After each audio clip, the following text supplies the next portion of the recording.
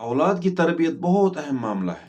یہ جو اب ہم معاشرے میں آج ہر طرف سے برائیاں تباہیاں دیکھ رہے ہیں، نوجوان لڑکے اور نوجوان لڑکیوں کی تباہ حالیہ اور تباہ کاریاں ہر ایک انسان کے سامنے ہیں۔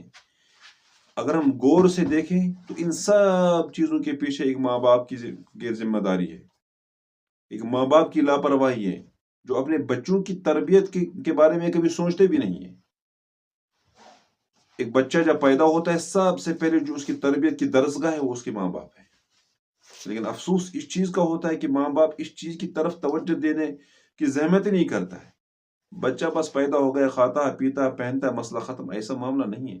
آپ اپنے بچوں کو کالجوں میں پڑھاؤ، یونیورسٹیوں میں پڑھاؤ، بڑی بڑی ڈگریاں کراؤ، لیکن آپ کے بچے کے اندر تب تک اخلاق نہیں آئے گی، آپ کے بچوں کے اندر تب تک انسانیت نہیں آئے گی جب تک آپ کے بچوں کی صحیح تربیت نہیں ہوگی۔ اور صحیح تربیت کیا ہے؟